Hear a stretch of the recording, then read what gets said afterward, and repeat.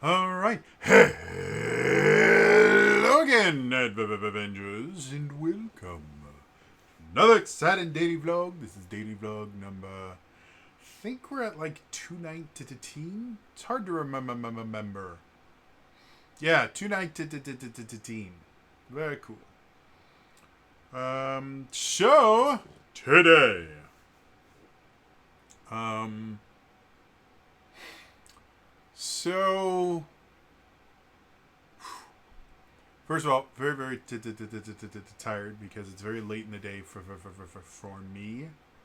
It's not late in the day for most people, but for whatever reason, like around like 6 or 7 o'clock at night, my brain goes, "Oh, it's time to go to bed," and I've been trying my hardest to try and push it a little bit so I can sleep like normal hours for a human being. So it's like 9 right now, and I'm very tired. But I wanted to get my vlog out this way instead of on my phone. Um, I had a couple different topics I wanted to talk about. I guess the one that is kind of sticky in my mind. I had relatively recently, the last month or two here, I had a friend kind of ask on Facebook, "Hey, um, doing a thing, and it involves learning about martial arts as far as just self defense and specifically for women's self defense. What what's out there? What would be really common for someone to learn if they were looking to learn some self defense?" If anyone doesn't know, I spent 20 years, over 20 years, studying and practicing martial arts off and on. I technically started when I was 5 years old because my dad was a black belt in Shotokan karate and taught me and my siblings. I think we had like a total of 3 lessons with him, and they weren't really that useful because my dad was a lot of things. A gifted trainer was not one of them. Um, then when I got to I think 5th grade, I started taking Taekwondo at the local community center, and that became my primary martial art for most of the time that I practiced martial arts. And it's the one that I kind of compare everything to because it was the first one that I got traditional training in, and I spent over 2 years um, training exclusively into Taekwondo twice a week, and I put a lot of effort into it. And then after that, because lessons cost money and I grew up poor, we eventually stopped taking lessons. And I continued my martial arts education on my own. I would get books, I would watch videos, I would read articles, things like that, and I would practice and train on my own. Uh, in that time, I picked up a couple other martial arts to kind of round out uh, my own abilities. Because Taekwondo is a fantastic martial art. It's in the Olympics right now, and I just watched. I didn't watch because the Taekwondo stuff hasn't started yet for the Olympics. I think it starts on the 7th. Um, but I watched some qualifiers, and wow, is it a lot different than I remember it? A lot more sidekicks than I remember.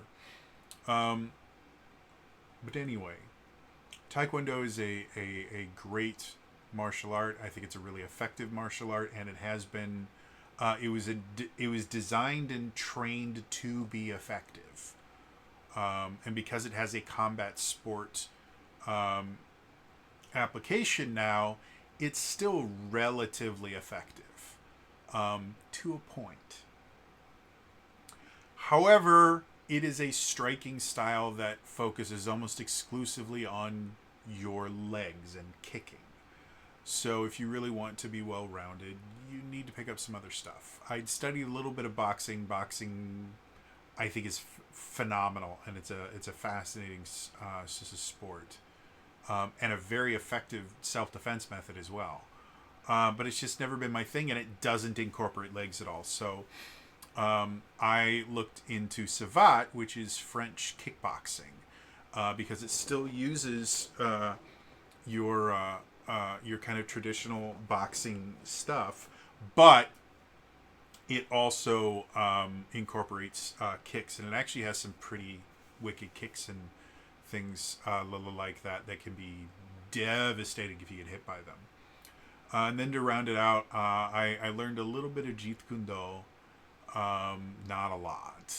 Mostly I read a lot of the philosophy of Jeet Kune Do, and then I felt like I needed a little bit more grappling training.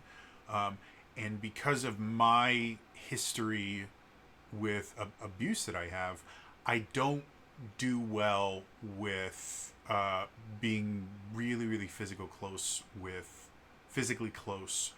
with a lot of people in an aggressive manner. So things like Brazilian Jiu-Jitsu, Judo, things like that, they make my skin crawl. And so I was looking for a grappling art that wouldn't require me to be like bear hugging and being really, really, really, really intensely close with people.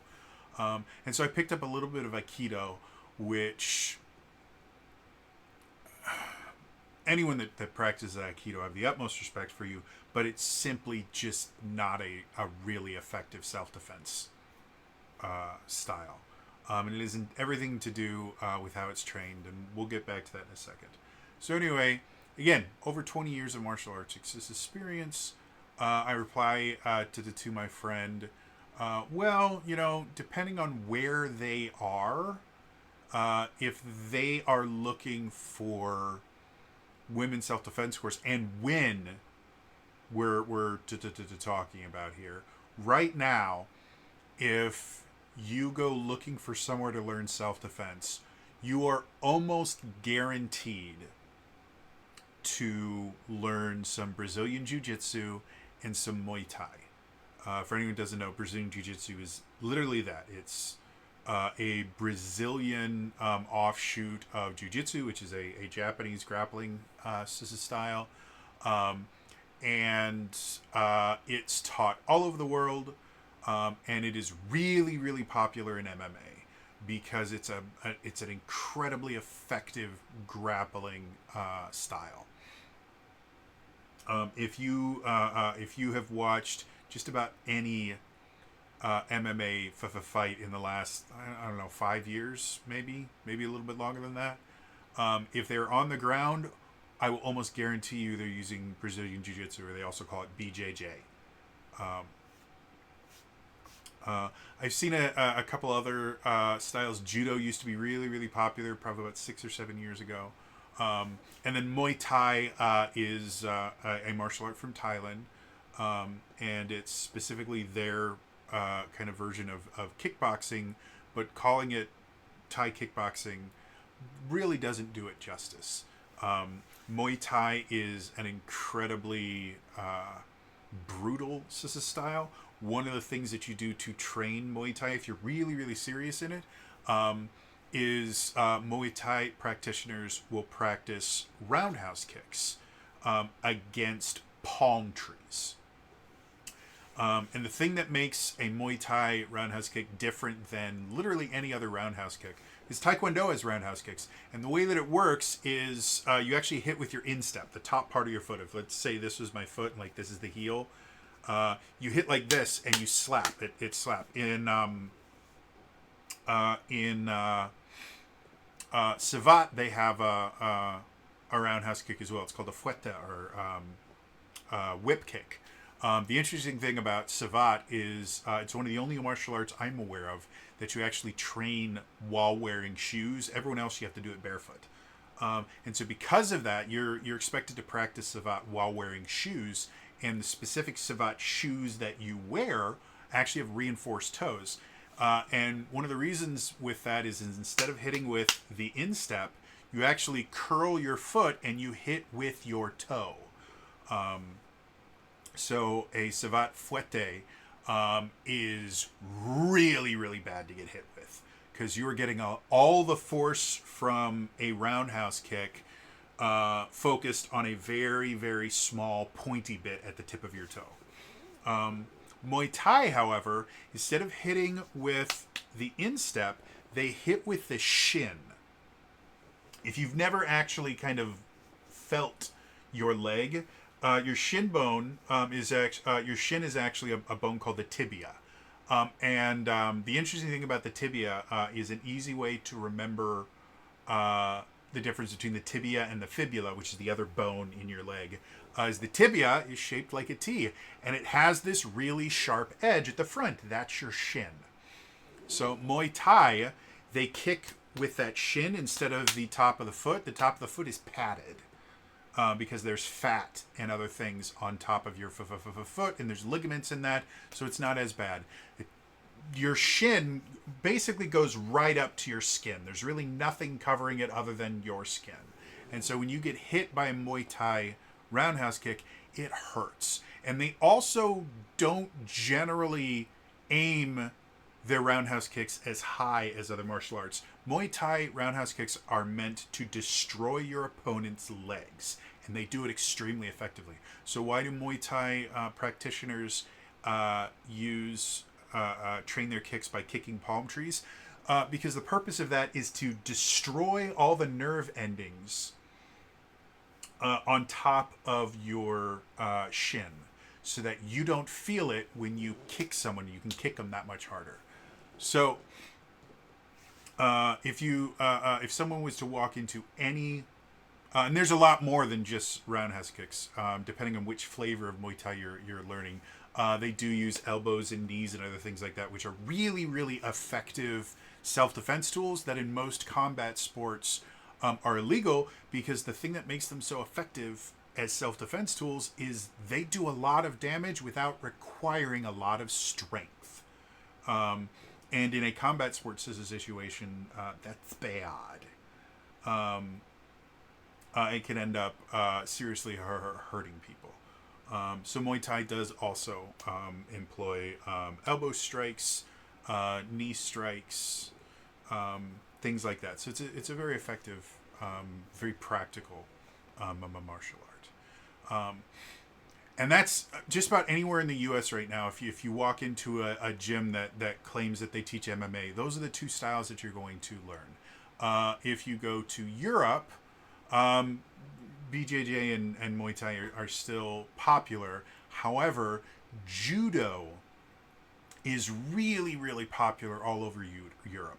Judo is a Japanese grappling style that focuses specifically on throws. My dad had learned some Judo when he was also learning karate and a few other martial arts. He never got a belt or anything in Judo, but he learned some of it. Judo is very, very useful. But from a self-defense standpoint, a lot of people don't quite understand the idea of self-defense, especially women's self-defense. The goal of self-defense in general is not to win the fight, it's to live. And a lot of times the most effective way to live is to get the hell out of there. Judo, one of the things that's really, really nice about it is it does teach you how to kind of use your opponent's weight against them. Shorter people in Judo, if they're trained correctly, can actually have a slight advantage over to the taller people in Judo, because it allows them to get under their center of gravity easier and then throw them. And if you get thrown, if you've never had it happen to you, it's a weird experience. It doesn't look that bad when you see someone get thrown. You're just like, oh wow, that looked uncomfortable. But when it happens to you, it is an ungodly weird experience, and it'll knock the wind out of you. Even if you're prepped for it, it'll knock the wind out of you. And more importantly, it takes you from a very intimidating, very dangerous position of being up and being able to grab to being on the ground and being very limited in what you can do. And so as a self-defense form, specifically for women, Judo can be very, very effective. And even in France, where savate was created, judo technically has a larger presence than savate. However, savate, again, with the fact that you can train it in shoes, and because of just how it was created, it was actually created as it was a kind of a back alley street fighting style that was eventually kind of modified and used for the French Navy, and then it went back to kind of back alley streets to get further modernized. And now they have a sport of a version of it that I think has been around for at least 100 years, maybe a little bit less. But yeah, they have a version of savate called savate. I can't remember. It's basically street savate. I can't remember what the French word for street is right now. Le Roux, yeah, I think it's savate le Roux or something similar to that. It's street savate, and in addition to the kind of regular punches and kicks and things that you learn in savate, you also learn knees and elbows and stuff like that. It's pretty vicious. So anyway, I give her all this as information. I go, by the way, you know, if it's happening here, if it, because this was kind of a historical question as well. I said, if you are going back like 10, 15 years before Muay Thai and BJJ got really, really big due to MMA and stuff like that. In the U.S., in the early 2000s, you were probably learning Taekwondo. It's incredibly popular. Again, it's an Olympic sport, and has been since the year 2000. And again, it's a very effective one. If you go back to the 90s and the 80s, everybody was learning karate. Shotokan being one of the more popular versions of it. There's dozens of different flavors of karate. So anyway, I recently was watching a video about Shaolin Kung Fu. And the video is entitled something to the effect, I can't remember the exact title, but something to the effect of is Shaolin Kung Fu good for fighting? And this is, it kind of bleeds back into that question as well. It's like, well, if somebody wanted to protect themselves, this is so common to hear if you mention that you study martial arts in general. It's like, oh, well, what's the best martial arts? There isn't a best one. Like the quick answer is there isn't a best martial art. There never has been. But they go, well, what's the best self-defense martial art? There literally isn't one. However, the thing that you want to focus on is how is the martial art trained. And this video about Shaolin Kung Fu, spoiler alert, basically says Shaolin Kung Fu, as in the Kung Fu that is taught in the Shaolin Temple in China, is not good for fighting. The reason why is they don't train it for fighting. Shaolin Kung Fu and Kung Fu in general is a conditioning martial art. What I mean by that is if you train Kung Fu and you do it regularly and you put in the time and effort to actually do it well, you will be in amazing shape. So much of Kung Fu is conditioning. Especially once you start getting into things like animal styles and a lot of the forms and other things that you learn, or if you're doing weapons forms and things like that, you become so in shape. Like you will have really, really strong legs because a lot of Kung Fu stances are very low. And so they require you to have incredible lower body strength. When you're training at 100%, when you're doing everything the way you're supposed to be, it is a full body workout that requires you to be in amazing shape to do it really, really well. And if you do it enough, you will get in amazing shape. It's a core workout. It works your arms. It works your legs. It works absolutely everything. So Kung Fu practitioners are in amazing shape. That being said, they don't train it for combat. They generally don't do a lot of sparring. There isn't a kung fu federation that has turned it into a combat sport or anything like that. It is much more focused on getting the moves down correctly as opposed to putting you into high tension training situations where people are throwing punches at your face and you have to react to that.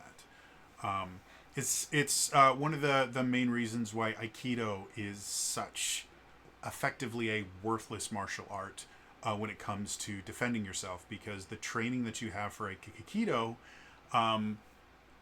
nothing is done in a high tension situation. When you're learning all the techniques, there are training where someone will walk towards you like this, and then you have to do a technique on them, or someone will come and like grab your. Those are not realistic situations. And actually, there's a YouTuber on here who trained Aikido for like 5 or 10 years, something like that. And he swore before he started making the channel, he swore it's the most effective martial art in the world. It's amazing. And then he actually went out and started learning some other martial arts, and most importantly, started sparring and stuff like that. And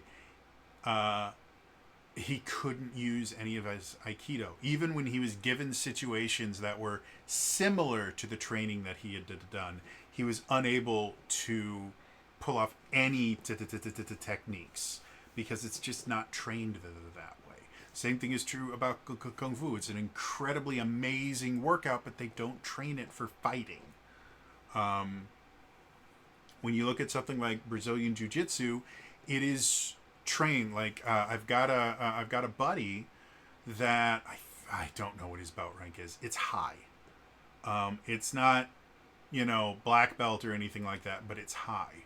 And in order to get his most recent belt rank, he had to basically, they had all the people in his gym sit in a circle, and he had to get in the middle on his knees, because Brazilian Jiu-Jitsu, it's done on the floor, and if you start from a standing position, there's a good chance that you're going to hurt yourself as you fall. Because as much as it doesn't seem like that's a very far way to fall, your head is still falling, 5 to 6 feet. So he would be there on his knees, and then anyone that wanted to would just go in the middle and then try to just wrestle the snot out of him. And that would go on for a long time. I don't remember exactly how long it was, but it's a brutal kind of initiation into the next belt rank, because it didn't matter the rank of the person sitting there. Everyone could go and just have their, and he just had to sit there and take it over and over. Everybody else got a chance to rest. He didn't. That is high tension, high impact to training. And while it's not exactly what would happen in a real life situation, like in a real life situation where you have to defend yourself, you're not going to be on your knees and the person's not going to come in and try to wrestle you. More likely than not, they're just going to try and kick you or punch you or hit you with some object. But it's more realistically trained than, let's say, Kung Fu. Muay Thai is trained for combat. Again, they deaden their the nerves in their shins so that they can kick harder.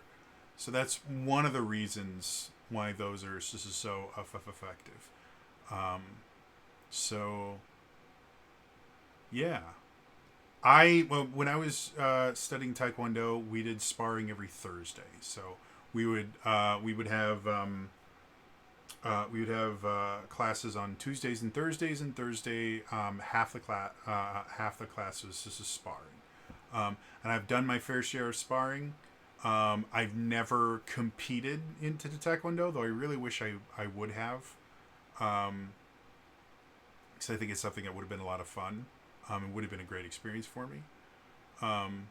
I do remember, because my sister was in it with me for a little bit as well, and I do remember her.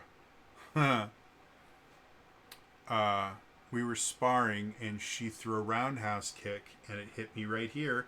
I was wearing headgear. She was wearing pads, so it wasn't like she actually connected with the side of my head, but it was enough, and I hit the ground.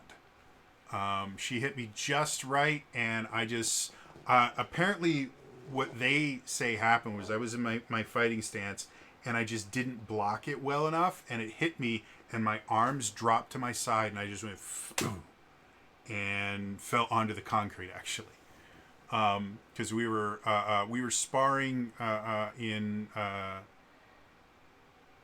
the community center, which was concrete floors with carpet on them. And so technically it was carpet, and I was wearing headgear, but I was done sparring for that day. But anyway, yeah. So to bring this back to a subject that more people care about in this channel, if you want to learn something with a practical use, you need to train it in a practical manner. What I mean by that is, you want to learn how to defend yourself, then you need to practice defending yourself against someone else.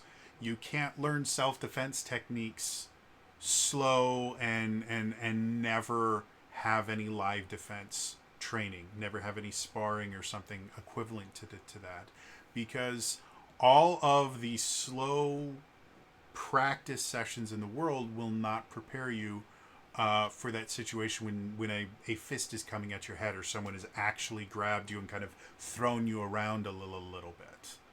It's just not going to. And the same can be said about literally anything. Because this channel is kind of so focused on tabletop RPGs and stuff like that, and because I am a game designer, I have published the things on the DM's Guild. I'm actually a platinum bestseller, silver bestseller, and copper bestseller on there. I think I might be a gold bestseller now too. Anyway,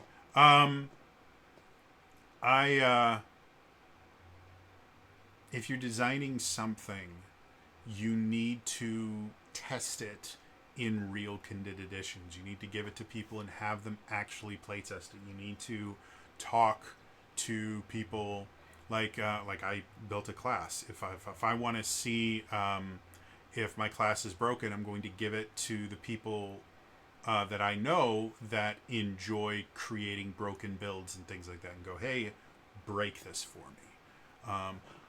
When you're playtesting it, you need to give it to people and have them actually use it in combat, use it out of combat. And that's true about just about everything. If you're designing a game, you need to play the game to see what it can and can't do, and you need to give other people a chance to play the game. If you're learning to cook, you need to actually cook things, and probably more importantly, you need other people to taste what you cook. It all goes back to, if you're going to train something, you need to train it in a practical manner.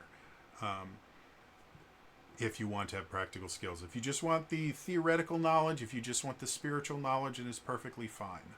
But if your goal is to have a practical skill like self-defense, like the ability to cook, like a class that people actually want to play, then you have to train it practically. So, anyway, I think I've talked about this before, but I don't know. It was sticking in my brain. So, interested to hear what you guys think. First of all, are there any martial artists out there? And if so, what is your preferred style or your first style that you learned on? Let me know in the comments down below. And we're not going to get into an argument of which is the best martial art, because those never end well. But is there a martial art, whether you have trained it yourself or not, is there a particular martial art that you've always been fascinated about, or you've heard good things, you have a friend that practices it and really impresses you, in the comments down below. Otherwise, again, that is all for me today. I will see you guys next time. All right? Bye-bye.